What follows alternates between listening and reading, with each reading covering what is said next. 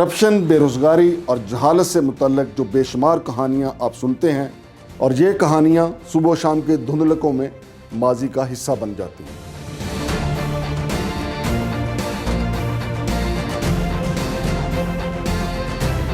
مگر میں لے کے آؤں گا وہ خبر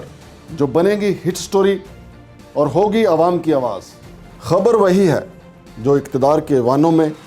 غربت کی چکی میں پستے ہوئے عوام کی آواز بنے۔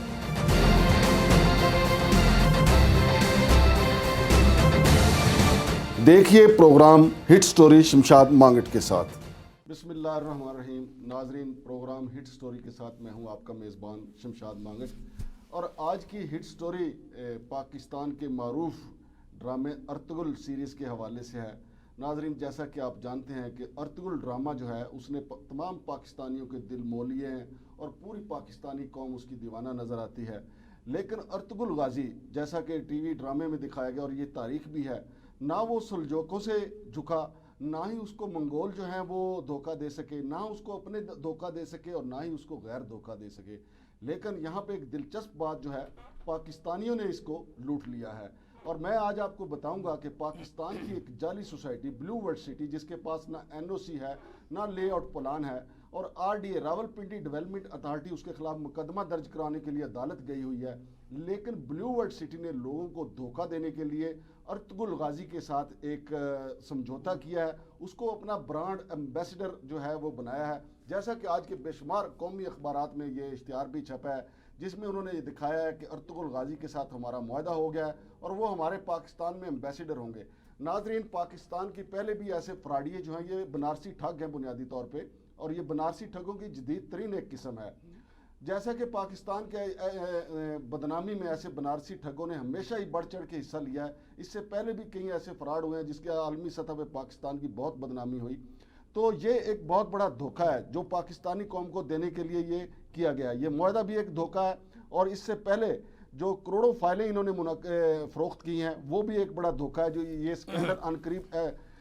پوری توقع کی جا رہی ہے کہ نیب کے پاس ہوگا، لیکن نیب فی الحال خواب خرگوش کے مزے لے رہی ہے۔ اس حوالے سے بات کرنے کے لیے اسٹوڈیو میں میرے ساتھ موجود ہیں سینئر ایڈوکیٹ سپریم کورٹ جناب ریاست علی اعزاز صاحب۔ ریاست علی اعزاز صاحب، یہ کیا وجہ ہے کہ ہمارے ادارے اینٹی کرپشن کا محکمہ FIA نیب موجود ہے، لیکن کھلم کھلا دن دہاڑے یہ ڈکیتی ہو رہی ہے، عوام کی جیبوں سے پیسہ لوٹا جا رہا ہے، اور ارطغرل غازی جس کے حوالے سے پوری قوم کے اندر ایک جذبہ پیدا ہوا ہے کہ ارطغرل غازی نے کس طریقے سے کرسچنز کے جو بادشاہ تھے، منگولوں کے جو بادشاہ، سلجوقوں کے جو بادشاہ تھے، ان کے سر قلم کیے، غداروں کے سر قلم کیے، لیکن پاکستان میں آ کے ان کے بنارسی ٹھگوں کے آگے وہ جھک گئے ہیں۔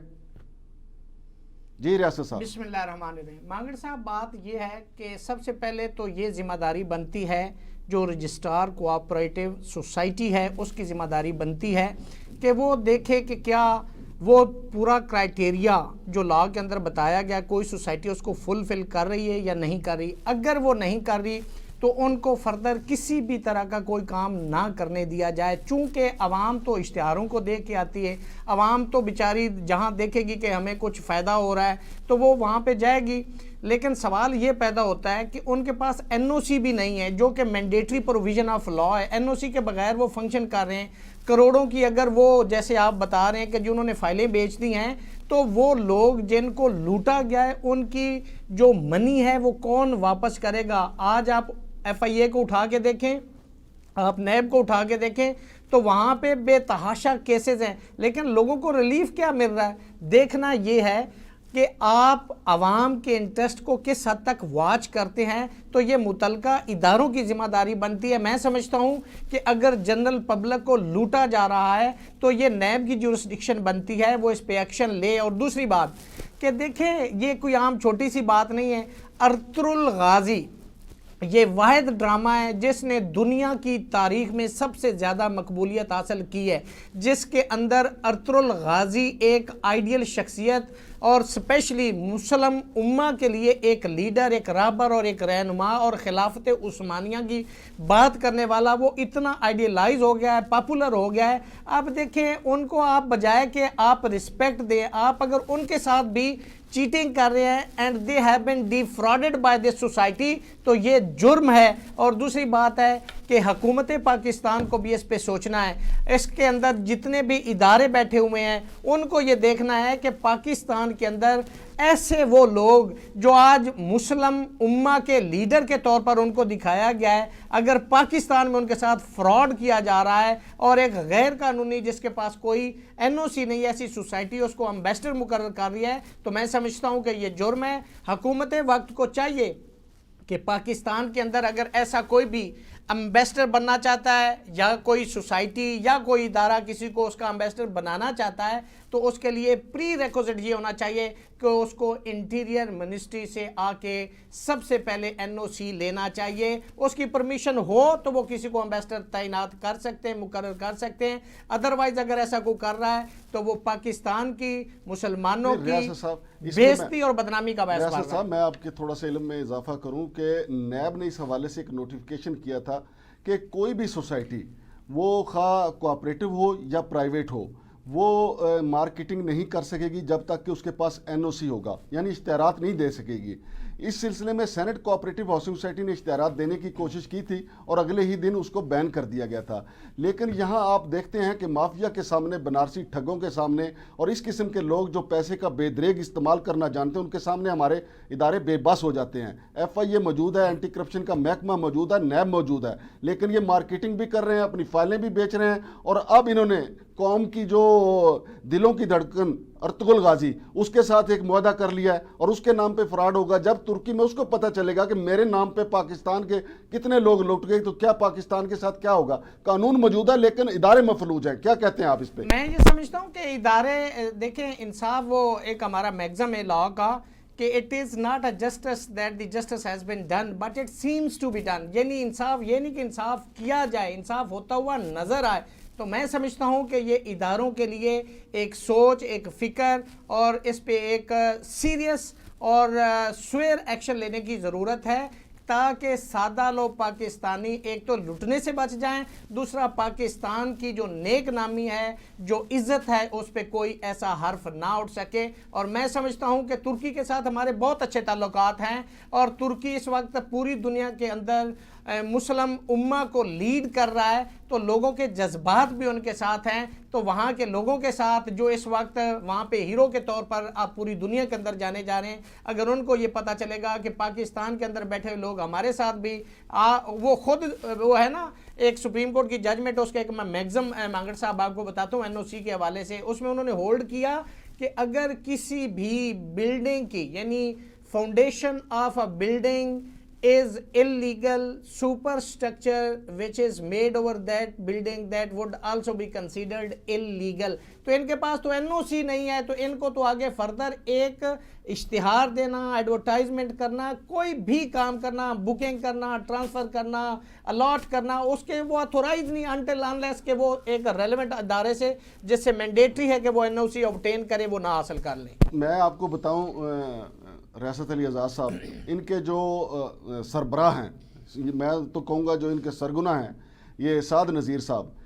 ان کے خلاف لاہور میں انہی سوسائٹیوں کے حوالے سے فراڈ کے مقدمات ہیں، فراڈ کے سے ان کے خلاف انکوائریاں جاری ہیں۔ پھر آگے آ دیں جو ان کے یہاں پہ زمینوں کے لینڈ پرووائڈر ہیں، ندیم اجاز صاحب، وہ یہیں پہ پکوڑے بیچا کرتے تھے۔ یہ میں ویسے جملہ نہیں بول رہا، اس بات کے راول پنڈی کے لوگ عینی شاہد ہیں کہ جہاں پہ انہوں نے بنائی ہے یہ بلو ورلڈ سٹی، اس کے سامنے ان کی پکوڑوں کا چھاپ بھی ہوتی تھی، وہیں سے یہ لینڈ پرووائڈر بن گئے، یہ ندیم اجاز صاحب۔ اور پھر آپ کو بتاؤں کہ انہوں نے اب اوورسیز بلاک کا جو انہوں نے اپنا جس کو ہیڈ بنایا، جس کا نام ہے راجہ ثاقب،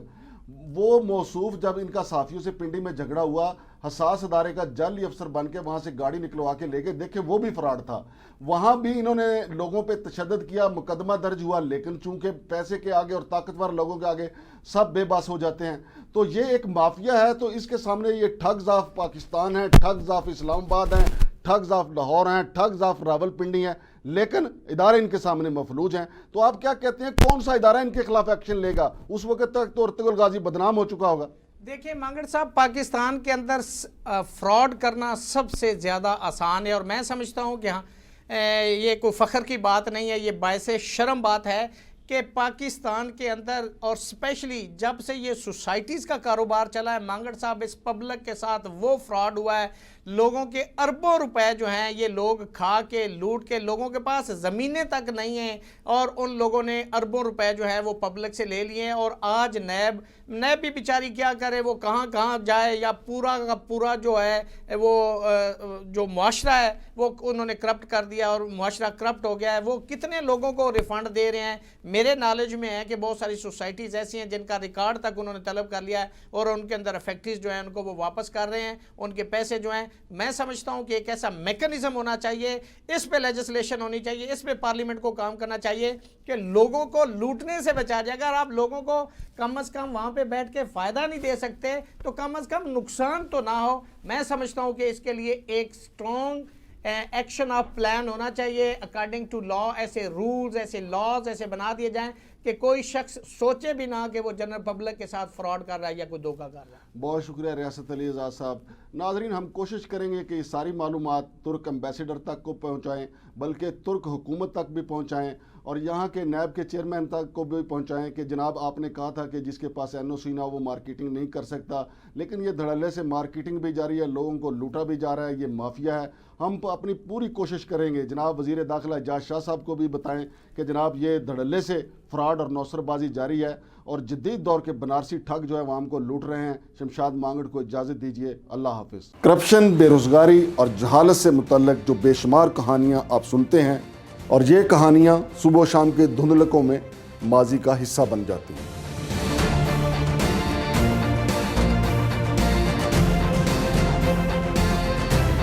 مگر میں لے کے آؤں گا وہ خبر جو بنے گی ہٹ سٹوری اور ہوگی عوام کی آواز۔ خبر وہی ہے جو اقتدار کے ایوانوں میں غربت کی چکی میں پستے ہوئے عوام کی آواز بنے۔